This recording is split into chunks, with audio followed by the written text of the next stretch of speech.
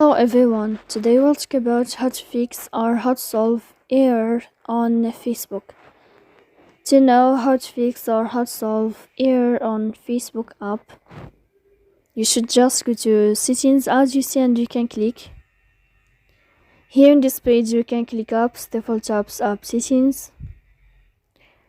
Then this list you will enter to the window or to the app of Facebook and you can click here. After that, in this page of app info, you will enter to first stop and you can click OK. Here we'll enter to the window of storage.